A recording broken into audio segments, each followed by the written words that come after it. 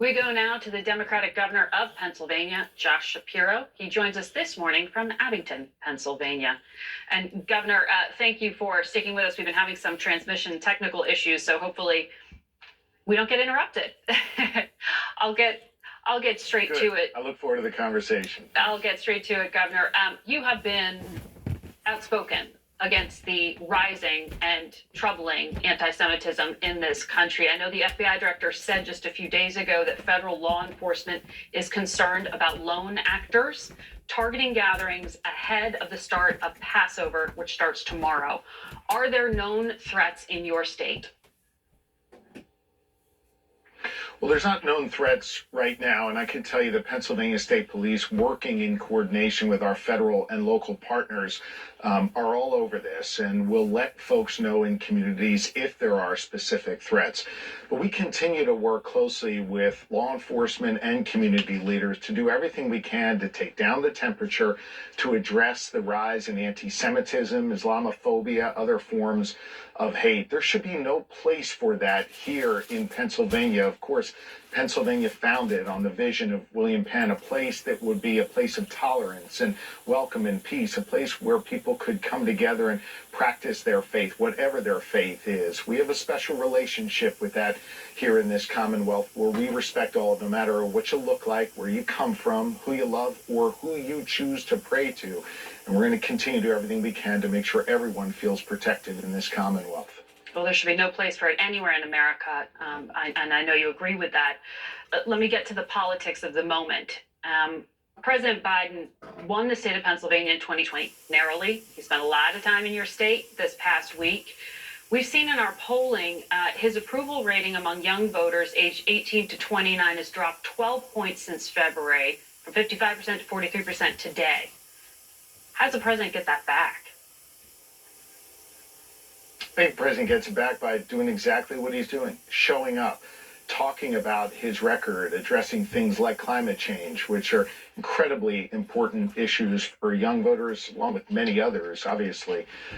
Making sure that young people feel included in the conversation, not just as a vote, but as part of the governing coalition going forward. Young people helped propel me to victory as governor. One of the first things I did was start what I believe is the first ever Next Gen Engagement Commission here in the Commonwealth of Pennsylvania, a place where young people quite literally advise me on policy, meet with me regularly, give me their perspective on what's happening in the community. I think part of the frustration by young people is that they oftentimes don't feel heard. They feel like their voices and their votes are taken advantage of come election time. This is a moment where the young people deserve to be at the table. And the fact that the president's showing up in these communities and talking about these issues that are going to help young people in the future, I think is a really important step. So last weekend, Donald Trump was campaigning in Pennsylvania. It's so key. Here's what he said. Biden has imposed a savage natural gas export ban that's putting countless Pennsylvania jobs at risk. He's risking your lives. He's risking your jobs. But he doesn't care, because all he cares about is the Green New Scam. He is speaking to real fear among some of your constituents about President Biden's decision to, at least temporarily, put a pause on new natural gas projects. How do you respond to that? Look, I've been very clear with the White House and publicly. I hope that this pause that they put in place is very quick, and then we move forward. Here in Pennsylvania, our energy economy has powered this nation, and it has done so over many generations. And going forward, I think Pennsylvania has an opportunity to be the center of the clean energy economy. Thanks to the president, we're the only state in the nation with 2 regional hydrogen hubs. But Thanks to the president, we've been able to work together. Sorry, you broke up at the beginning. I think you said you've been very clear to the White House that you hope this is a short pause. Does that mean you agree it is costing your state jobs and money? Well, I think if the pause goes on for a long time, it has the potential to cost us jobs. That's why I want this to be as quick as possible. And what I went on to say, though, is we have an opportunity here in Pennsylvania to be the center of the clean energy economy. Thanks to President Biden, we have two regional hydrogen hubs. Thanks to President Biden, we are capping methane emissions from abandoned wells. We have billions of dollars of tax credits and other resources coming from the Department of Energy to help us through a transition. Here in Pennsylvania, we're showing that we can both protect the jobs that exist today and create more energy jobs tomorrow. Energy is critical to the future of our Commonwealth. Now, listen, the bravado and the bluster from the former president do nothing to actually create jobs in Pennsylvania. He's got an abysmal track record when it comes to that. President Biden has a strong record, and we're going to continue to lead on energy here in Pennsylvania. You mentioned young voters and how key the issue of climate is to them. The Biden administration touts the Inflation Reduction Act, the IRA, as a green energy bill, even though it wasn't named that. But CBS polling shows half of Americans have not heard much or nothing at all about what the administration has done. Only 14% say they've heard a lot. 2/3 don't know if their state has gotten federal funds for climate change projects. This seems a real vulnerability for Democrats when it comes to young voters. Let me be very clear. Climate change is real, it is serious, and we have to address it.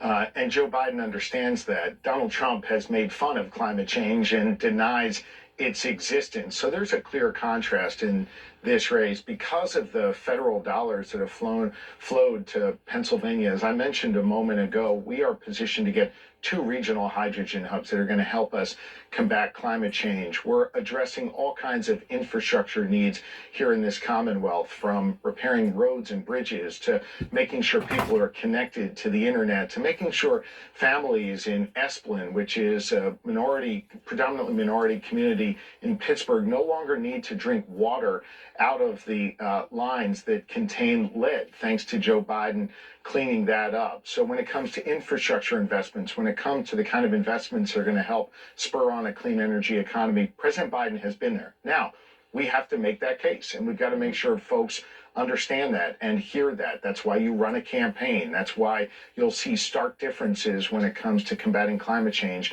between the policies of President Biden and what Donald Trump has done in the past and wants to do in the future. But the messaging needs work, is what you're saying.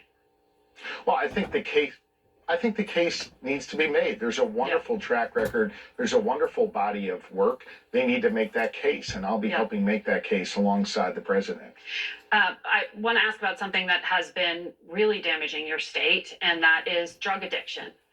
Pennsylvania the number one public health crisis in Pennsylvania, according to the state, is opioids. The CDC says Pennsylvania recently saw the highest number of xylazine-related deaths in the country. What is driving the addiction? Listen, 13 Pennsylvanians die every single day from an opioid overdose. It is unacceptable. And here in Pennsylvania, we're trying to come at it with a multi-pronged approach. First, we have to understand that drug addiction is a disease, not a crime. Now, we have to invest in law enforcement, and we've increased the number of state troopers by 400, and I'm looking to add another 400.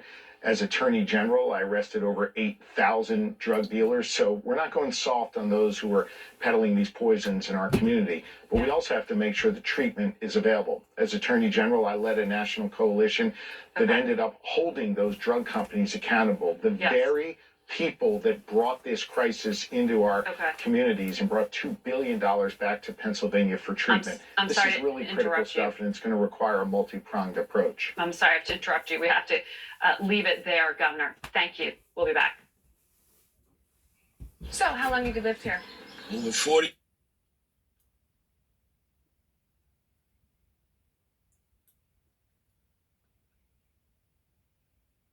Purposefully created, not just for ourselves. Well, that's the end of that. Just want to say thank you for listening, and God bless America, and good luck to all of us. as we Carol, do they talk about all these other women, all these other lies, the things that Andrew? as we try to tackle these various issues that are extremely complex and are only tragically only becoming even that much more complex. It's hard. It's very difficult for a group of people, no matter what group of people that it may be.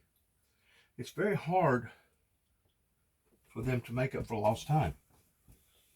Basically, to crawfish, and I think that everything, all the mistakes that's been made in the past, you just suddenly just going to up and go away. And that's basically where we are. We're trying to make up for lost time. But you're talking about a time distance of about 40 years, at least 30 plus years, that has put us in behind the eight ball. And because of it, it's going to be tough to regain that same type of momentum that you had prior to all this, especially since COVID has hit.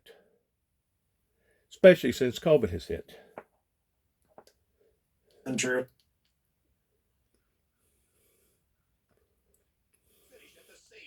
I'll look at one more thing real quick before we change here.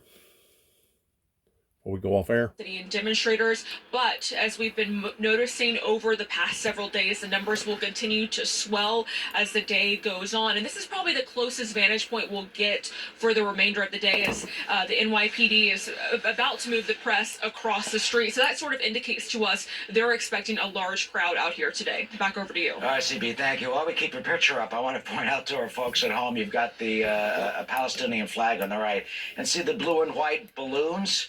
You could say that's for Israel, but that's Colombia's colors. Thank you. Arthel?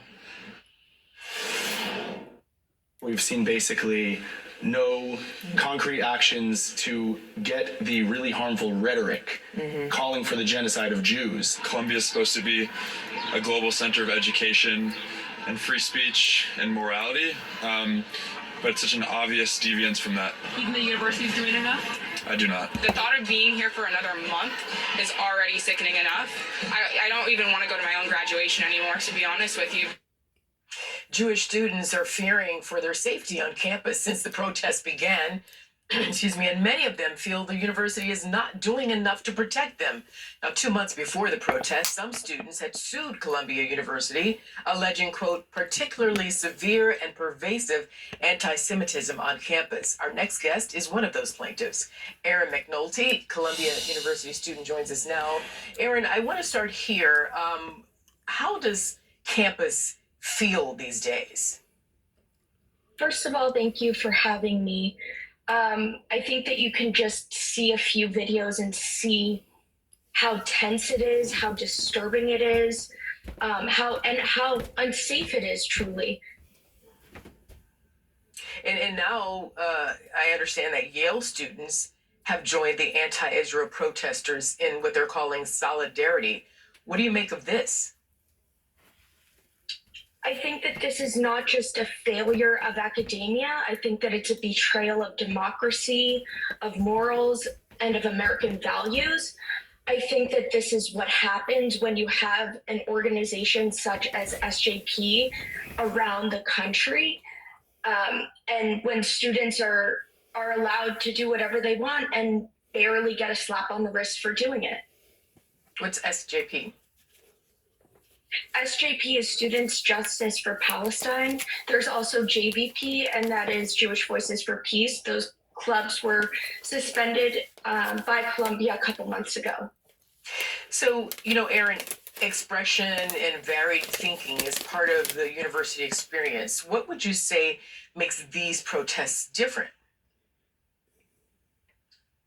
I think it's important for people to recognize that we all have freedom of speech, and that's important. But this is impeding on our ability to learn. This is discrimination. This is harassment constantly. And it's been getting violent, and it's truly concerning. Have you spoken with students who have experienced vitriol or who feel unsafe on campus besides yourself? Absolutely. I think that we're fortunate. We have a strong community, but it's constant. We're hearing, from our friends in group chats and even professors telling us that, I got called this and I got called that and I was pushed. They tried to burn my flag. And last night alone, we were up until 3 in the morning discussing what was going on. And what were some things that were said in that discussion? A lot of it's just videos of really brave students going onto campus, and them just showing what's going on. And I had the chance to talk to the rabbi who was on campus last night, making sure everyone was safe. And I think that we're just all so disturbed and scared for our safety at this point. You just made reference to brave students going on campus. You shouldn't have to be brave to go to school, to go to class. I mean, that's really unbelievable. Yeah, it is. It's the bravest thing that you can do at Columbia right now as a Jewish student is stay at this university. And I truly believe that. It's going to class, it's going to the dining halls. That to me is being so brave and really standing up for us. A couple of months ago, you and 9 other students filed a lawsuit against the university. I mentioned that at the beginning of your introduction. It's under Title VI of the Civil Rights Act of 1964. How would you expect Columbia administrators, Aaron, to handle the anti-Semitism on campus? I think they just need to enforce their policies. Everything is written out for them. They don't have to come up with new ideas. They don't need to really do much except for read their policies and look into what Title VI is and go from there. It's really not rocket science here. And finally, what would you like them to do to ensure your safety so you don't have to be brave to go to class? I think that starting with professors, we have Joseph Massad and all of these professors that have said vile things. But again, just looking at their policy and enforcing that policy, and making sure that they're following what they're supposed to be following and not staying silent. Well, we don't have the professor here, and to speak for himself, but I do understand your concerns and your concerns for your safety. By the way, when do you graduate, Aaron? So I'm a current junior. I would have been a senior, but I had to withdraw last semester, and one of my classes I was able to stay in on Zoom just because of the environment. But I'm hoping to graduate next year if things change. Well, I do hope you graduate. I wish you all the success, and it's really unfortunate that you have to just bear these sorts of just unfair treatment. Aaron, thank you for speaking out with us today. Take care. Thank you. Eric. Martha, meanwhile, the Senate set to vote on Tuesday about the House bills giving billions of dollars to support Ukraine, Israel, and Taiwan. We will also vote on the future of TikTok. What will happen? Well, we'll have a lot more on that. And if Mike Johnson...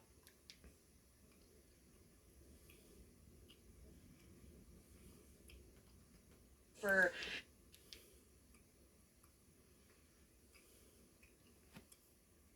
64 in the state of Arizona, and they're selling. Let's go down here real quick. Any concerns? His impeachment charges were dismissed thanks to Senate Democrats, a couple of Republicans. Let's talk about this more with former Director of Special Operations for the Drug Enforcement Administration, Derek Maltz, also with us. Retired U.S. Border Patrol Chief Chris Clem. Thank you guys so much. Derek, I want to start with you first. Did the Dems do the right thing, or does Mayorkas need to go? We've talked about it ad nauseum about the drug poisonings that are really ravaging this nation.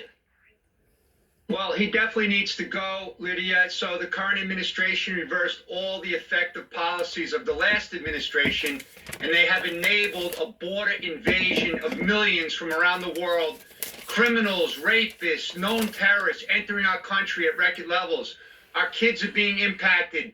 The prices of cost of living is going through the roof. All Americans should be concerned about this. This is not a red or a blue issue. It's national security. Without border security, we're not going to have a country. And the bottom line is this administration, by these reckless policies, have facilitated the largest ever human smuggling, sex trafficking, and drug trafficking operations as the Mexican cartels are working very closely with the Chinese criminals. And now we know, after the House Select investigation, we have evidence that the CCP, the People's Republic of China, are actually encouraging and incentivizing the destruction of our country with chemicals. This is chemical warfare. I've been saying it about 7 years, and now maybe America will wake up. I don't know what it's going to take. It's so many drug poisonings every single day. It's as if a massive jetliner crashed every day and nobody cares. Chris, you know, you were the chief of Border Patrol agents. I mean, if anybody knows the mess that's going on at the border, it's you and what's going on. Southern border agents encountered over almost 190,000 illegals in March alone, nearly identical from February's total. But we've seen previous months, I believe in December, almost 300,000. This is simply not sustainable from a fiscal standpoint. We're talking about sex traffickers, human traffickers. What do you think about this? And then also, of course, the gotaways. Yeah, so I was the chief patrol agent in Yuma, Arizona for the last 2 years of my career, and we saw record numbers that are still impacting the community from all the impacts that it costs to take care of the migrants, because this administration has really just betrayed and failed the American public and the communities on the border. Secretary Mayorkas was down when he first became secretary down there in South Texas and said this isn't sustainable. But here we are still having to deal with this problem every day. I was not a big fan of the circus that surrounds an impeachment, because I knew that at the end of the day the Senate was never going to take this up. But, it's good that it's archived. It's good that it's in our history. Maybe it'll be a good litmus test for future nominees and confirmations. But every day we are experiencing more and more challenges on the border. In fact, while we had a little bit of a lull, Wednesday, Thursday, and Friday, the numbers totaled over 20,000 arrests on the southwest border. And again, you mentioned the gotaways. Over 1.8 million known gotaways. And just as Derek mentioned, rapists, criminals, potential terrorists, all the bad things that are happening in this country are coming through this southern border. And it's the only way it's going to stop is if we get the right person in charge of the White House. And again, Mayorkas has a lot of influence. He's got a lot of ability to direct things. But at the end of the day, it's the person in the White House that's calling the shots. Absolutely. And, I hate it when people say, oh, he's just following orders. Yeah. Isn't that what the guards for Hitler said the same thing? No, you have to do also what's the right thing. Homeland Security is also watching about 617,000 migrants, illegals with criminal records. I want to get to this story. Quick reaction from both of you, by the way. A 16-year-old was suspended for using the term illegal alien. Mind you, it wasn't at someone. Instead, when a teacher said to use the word alien in a sentence, the student reportedly asked if she meant space aliens or illegal aliens. She was suspended from school. She's now worried that this could affect her getting into the right school. And by the way, according to Merriam-Webster, it's a pronoun. It's a proper noun. Illegal aliens. This is the legal definition of these people coming in. Quick reaction from both of you guys. What do you think about this whole narrative that you're seeing in the media and in the Biden White House about calling these people migrants, and why it's important to use the proper terminology? Derek, you first, and then Chris. Well, first of all, they are illegal aliens. They're coming into the country illegal. The rule of law must be enforced. It's disgusting how we're brainwashing Americans from the national media. And you know what? The mixed messages are really alarming. On another note, just look at what Chris Wray is saying about China. but yet we're letting record levels of Chinese into this country. Makes no sense. And Chris? Yeah, you know what? It's a shame because they've been trying to change the narrative on how we're going to soften this criminal activity by calling them different things, including newcomers. But one thing I will say, I'll try to find an optimistic point of view here. Is it's resonating what's happening to America with this border crisis that a 16-year-old is in tune to what's happening. I don't know if I knew about this when I was 16. So to me, that means America is waking up to the problem that's impacting their communities in the southern border. So, hopefully things will be taken care of and that student won't be penalized or punished. But I'm glad people are talking about it. Great point there. Always an excellent conversation. I wish I could talk to you guys longer. Chris Clem, Derek Maltz, thank you so much for joining us. Thank you. Thank you. Helping Israel defend itself, the House sends a foreign aid package to the Senate. We'll see if it's enough to stop Iran. But before we go, let's take a look at the Red Rocks of Sedona, Arizona, courtesy of our friends at Earth Camp.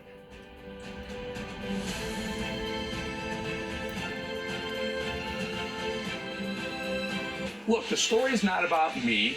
The story's not about someone else. It's about you. At the balance, I remember why I'm here. The more we all know, the better we'll all be. Don't miss Eric. Having people ask me, what do you want? What do you want? I want what they want. Financial planner? I want, Yes, I I'm want, a CFP professor. I want what's fair for the planet. That's what I want. Right here, fixing to be at Earth Day coming up, along with the Passover. Yeah, I want what's fair for the global society. On Making Money Town Hall. This generation which doesn't know what to expect, what will be tomorrow. We need help very much because we don't do it alone. It's I think it's problem of world. Russia is problem of our world. Russia is the problem of all the world. You heard that from that young lady, Yarthel. For its part, the Kremlin today branding the new aid a, quote, road to escalation, which will deepen the crisis. Folks here see it as a possible way out. Back to you. It was interesting to hear your interviews with the citizens there, hearing it in their words. Thank you, Greg Palcott. Very deep. They're live in Deeply Kyiv. felt. Yeah, thanks, Greg. Take care. Eric? Well, there's some mixed emotions from the Israeli government about the U.S. Joy that they will soon be getting those billions of dollars in aid. But anger from some that some part of its military could face sanctions from our State Department. Why are they doing that? We'll have more on that straight ahead here on Fox News Live.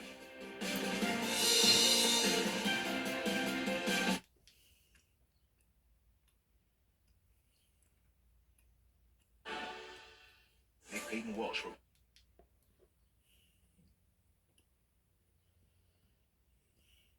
Sure, I can hold.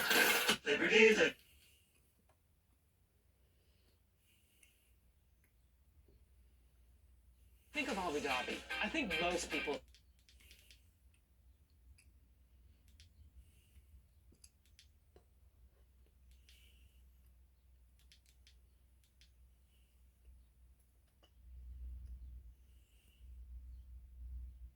Me and my pillows with all new keys of.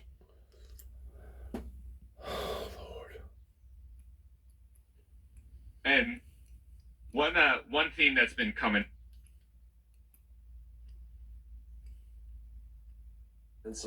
And I'm glad to see that the House passed this legislation because it will help restore. Powerful, has outsized influence in American politics. And the country as a whole is becoming less religious. We're talking about, I think, the latest data from the Pew Center, which we covered at NPR, says something like a third of the country is a religious nun now. N-O-N-E. More Yeah, people, no, like N-O-N-E. yeah, not a nun. But more people say that they are nothing at all religiously than say they are white evangelicals, which is a big shift. And I think that shift, depending on your perspective, there are probably good and bad things about that, and I'm very curious about where it leads.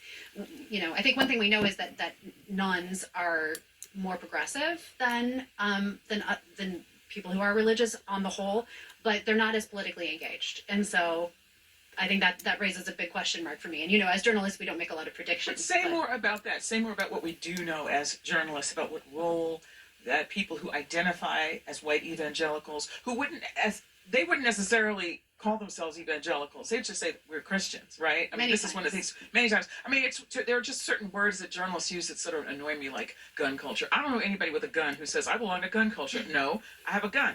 Like I'm a gunner, right? I'm a Second Amendment guy, right? That's what people say. We're same with, but just for our purposes as a common language that we can use to describe what we're talking about here. Can you just talk about how it is white evangelicals and their role, particularly in our modern politics? Well, I think they make up something like a third of the Republican base. 8 in 10 of them voted for Donald Trump in both 2016 and 2020. And, there was a lot of hand-wringing during that time about what evangelicals would do. Would they support someone like Trump, given his character and his rhetoric and so forth? And we saw that in large numbers they did. And I think it was so interesting this year in 2024. I covered several of the primaries, looking at the exit polling. Once again, evangelicals were, a key part of making Trump the presumptive nominee again. So even when given many other options who aligned with their political views, they still chose Trump. And I think, there are a number of reasons for that. One of them is that he did deliver on many of their policy goals as president from the first term. But evangelicals have long had a big role in the Republican Party, and that's not an accident. That's the result of mobilization that goes back decades to groups like the Moral Majority. I agree. Donald Trump did build a momentum. And it wasn't until COVID hit that basically startled that momentum. And now we're on the decline versus the incline. The other interesting thing about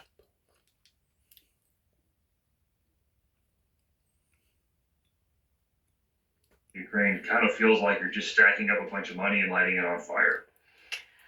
All right, gentlemen, we have to leave it right there. Captain, Lieutenant Colonel, thank you so much. And thank you also, both of you, for your service. Thanks, Liddy. For more on this, I want to turn to pollster and co-founder of JL Partners, James Johnson. Talk to me about foreign policy and where it stands with voters. Yeah, look. What's going on?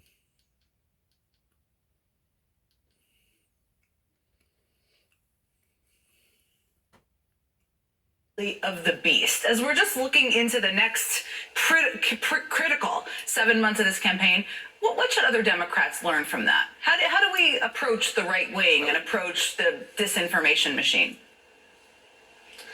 Well, I think you said it, the disinformation machine. So often illusion rules. Facts don't matter. And you've got the weaponization agreements on these anger networks, 24/7 spewing propaganda. I mean, here's one of the strongest economies in our lifetime. You have one of the most extraordinary records of any president in our lifetime on manufacturing and industrial policy that every single day, including the last few days this week in Pennsylvania, is making profound and consequential announcements about blue-collar workers and the fate and future of this country and our competitive strength. And it's not getting the attention because of the propaganda being spewed on those other networks. And so for me, we've got to meet people where they are, and we can't be in denial that they're in that space and they're getting all that.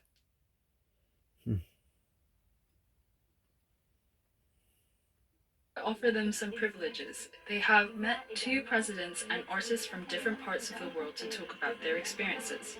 The goal is to create a world-class school, and that's exactly what we've done. J'ai toujours été intéressée par l'architecture. Initially, my fascination with architecture stemmed from observing how spaces in Africa often didn't cater to our needs. This realization fueled my desire to make a difference in this field.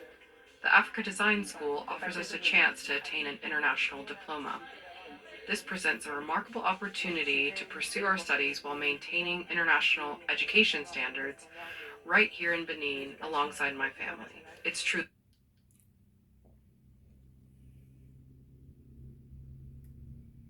One time by any nation on earth against Israel. And it's pretty massive. They were able to basically fight it off well, but they do need to get refit, rearm, and I think it's good that the aid came through to Israel, and it's going to pay off. In my Father's house are many. Also has a role to play in promoting education.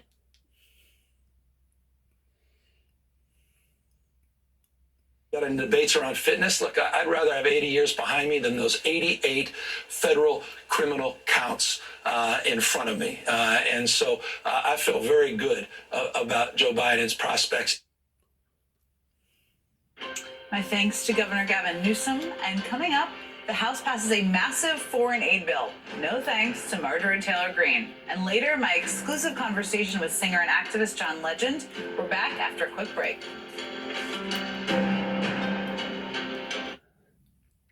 Good luck to each and every one of us. God bless America. God bless our endeavors towards where we go from this moment on. And heaven help us all. We need to pray for all these different situations. We need to pray for the elderly, pray for the defenseless, the young, the sick, the abused, the used. We need to pray for people all over the world that there will be a spiritual revival that will enhance, embrace, and give people what they need in these final last days here upon to the planet. God bless, and once more, shalom.